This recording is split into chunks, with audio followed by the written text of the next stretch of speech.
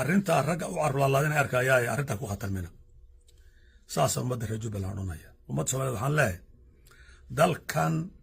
madaxweyne xasan iyo waxa lamid ah golaasha fadhiya iyo kuwa dowlad goboleedyada xukuma iyo waxaasoo dhan gumaysi u adeegayaan dalka Soomaaliya inay gumaysiga afka gacanta ka saaraan bay doonayaan dalkoodii iyo dowladnimadoodii iyo Soomaalinimadooda way deeqi laadahay arrinta ummadda Soomaaliyeed ha ka feejinaato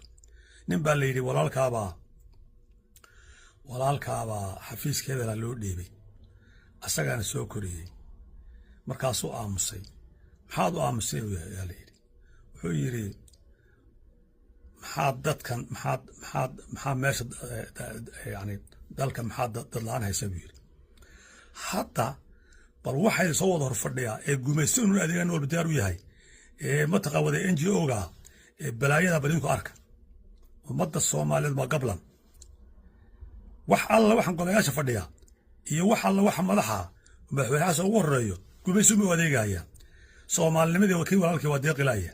dalkan waa deeqilaaya marka ummadda Soomaaliyeed ay dalkan gumaysta in gacanta laga saaro lagu wadaayo arrinta ogaada ragga afka duuban waa 3 qolo waxa weeye Hargeysa laga xukumaa ciidankuna waxa weeye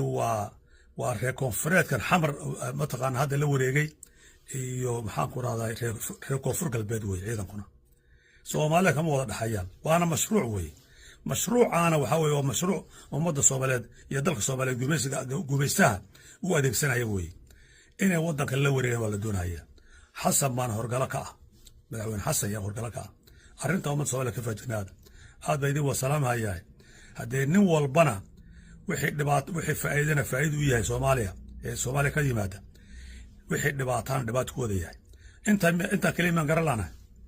insha Allah subhanahu wa ta'ala ku firana dhibaato soo wada ilaahay subhanahu wa ta'ala mataqaana inaga nabadgeliyo salaamu alaykum wa rahmatullah